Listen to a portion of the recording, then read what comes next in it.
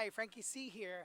It's a great day in New York City. It's World Pride, 50 years. As you can see, we're in front of Stonewall, where it all happened and how it all took place. We're going to be told the story from the one and only Michael Musto. Ladies and gentlemen, my guest, Michael Musto. So, Michael, Happy Pride, everybody. there you go. Happy Pride from the man himself. So, Michael, tell our viewers about Pride. I always knew I was gay, and I realized it was not a choice. Your only choice is either celebrate it and accept it and be prideful, or hide and lie. So I chose the first choice, which is celebrate. We're all a family in the queer community. I say queer, I don't want to say LGBT, QVC, whatever it is. And we all celebrate each other because we're all oppressed people because of our identity. So we come together and say, we're bonding, we're supporting each other. It's Pride Month. We're coming into Pride Week. Sunday is Pride Day. It's getting more and more prideful every minute. And we're outside of Stonewall, where it all happened. Yes, in 1969 were the Stonewall riots. These were the legendary events that changed the course of the modern queer movement. Remember, it used to be illegal to be gay. You couldn't even hold hands on the street. You'd be arrested. And the cops would come in to these gay bars and raid them on a regular basis. And so everybody would hear a bell, cops are coming, and they would kind of freeze so you don't act gay and you wouldn't be arrested. But on this night, the cops were really abusive and the queers fought back. We had had enough with being bossed around, and finally we spoke for ourselves. We acted as a community, and it changed the course of everything, because as a result of that, there was the first Pride Parade. The community kept mobilizing and organizing, and we came out from under the shadows, and we never again went back in the shadow and said, boss us around. We're not going to be bossed around anymore, even by Donald Trump. So tell us, you're an original member from ACT UP. I was there for one of the first meetings and started writing about it, as well as going to their actions. ACT UP was the AIDS activist group, because President Reagan at the time was not even addressing AIDS. It was like not important enough, or he didn't know about it, whatever stupid reason, as tens of thousands of people were dying. Of course, it became a world pandemic with millions and millions dying.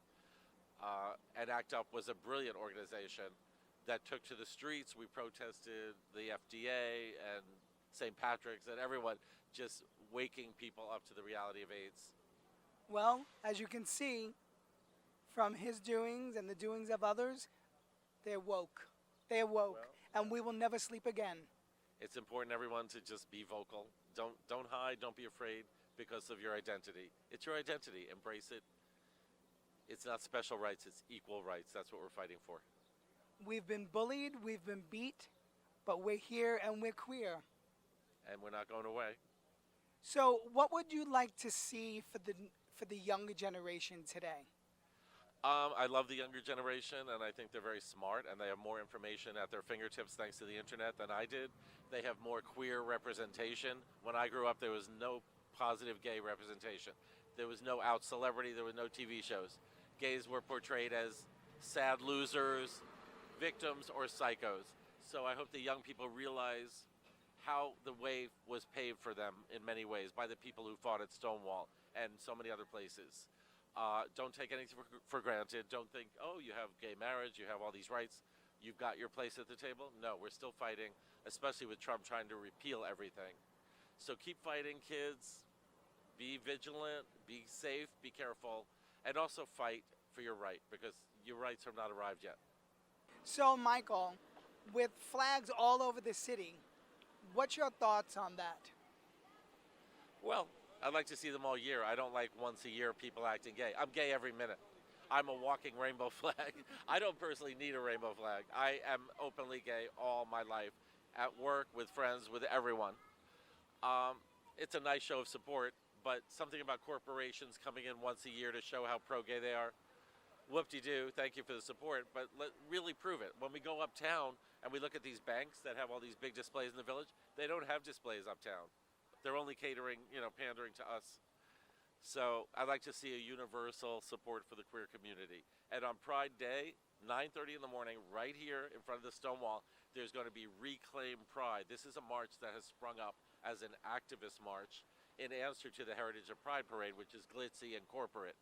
The Reclaim Pride is back to the roots of Stonewall, back to fighting for human rights. There won't be corporations, there won't be floats. It's just a march. It's going to be a lot of people who were back from the 60s who survived Stonewall.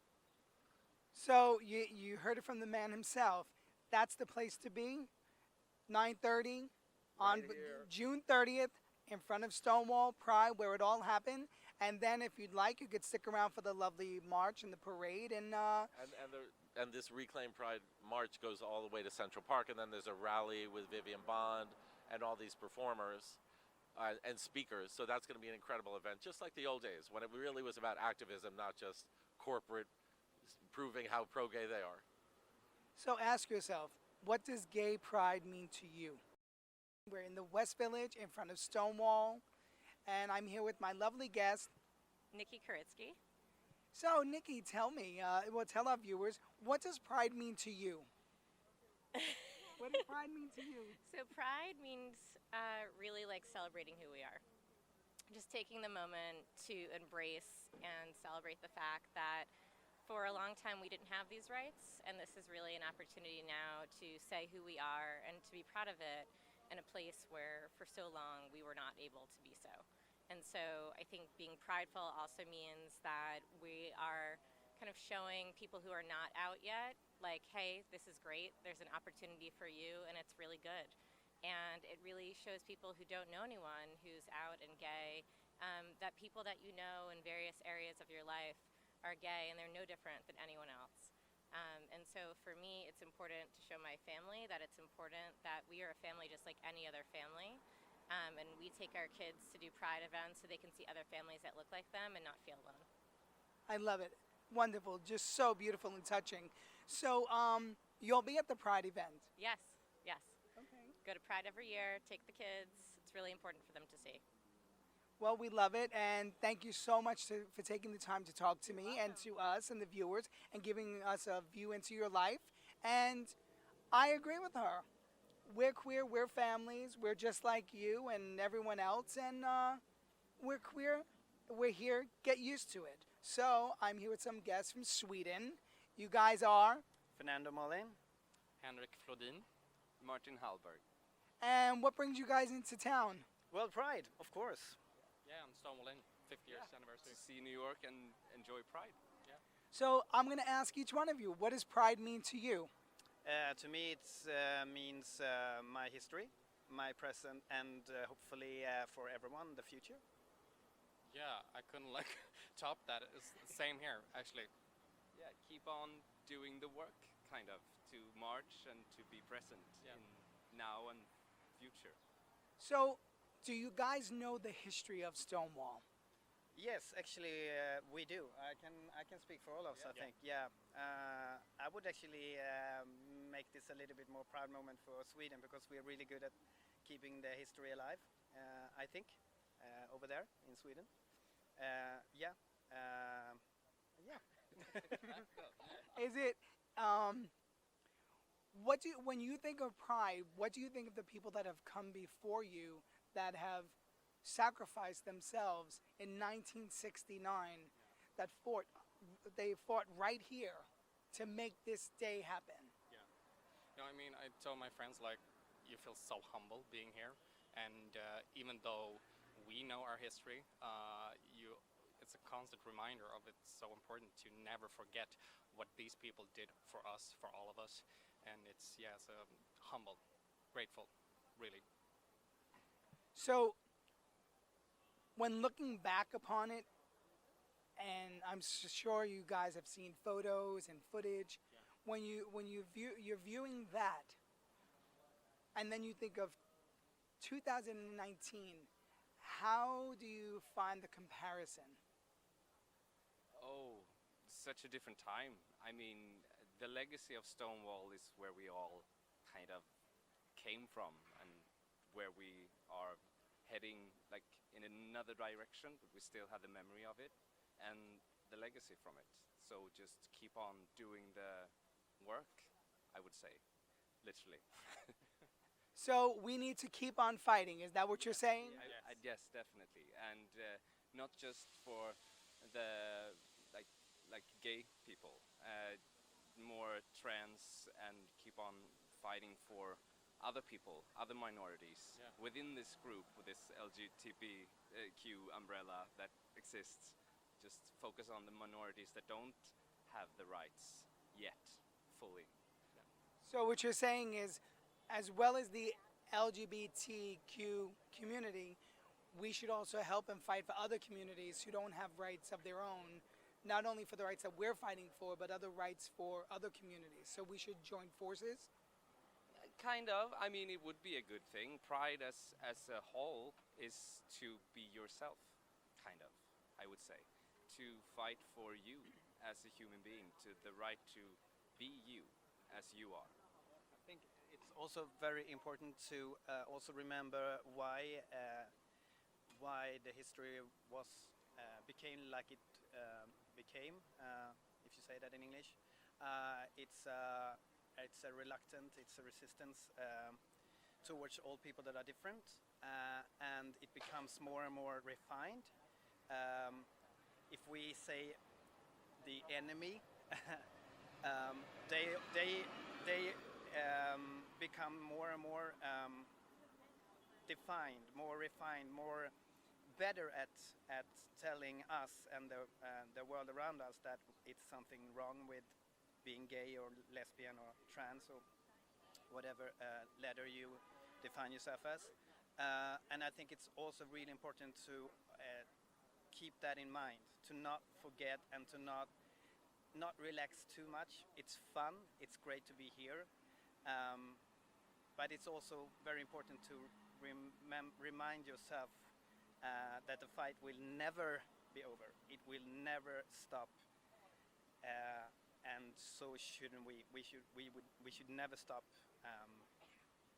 We should never stop fighting. Is that it? Never stop fighting and be ourselves and help other people be themselves. Yeah.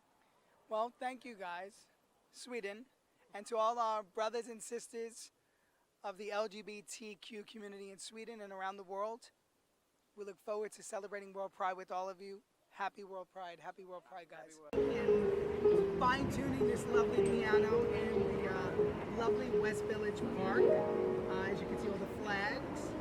We're here, families, friends, children of mommy and daddy. Everyone's here. And so, Will, tell me, what does Pride mean to you? Well, tell our lovely viewers. It's a really good question. As a ally, it's really important to me that my friends get the same kind of safe spaces that I was offered for my entire life. It's a party, but we don't forget why we do it. But it's New York saying, hey, this is okay, and that we're doing everything we can not to marginalize and push people aside anymore. It's just really important that people have that place where they are welcome, and for us to publicly show the world that no matter how things get these days, we are welcoming. New York City is welcoming, and that it's okay to be whoever you are. It's really important to me. It's important to a lot of my friends, and I'm so glad that just being a piano technician with the Sing for Hope project, I can do any small part to help contribute to that. And thank you for that. That's lovely, for your input within our community. Hi, Frankie C. here, in front of the Stonewall Inn, where it all began 50 years ago in 1969. Come join us, June 30th, 2019, 9:30 here in front of the Stonewall Inn for the march, and then after, the parade. We look forward to seeing you.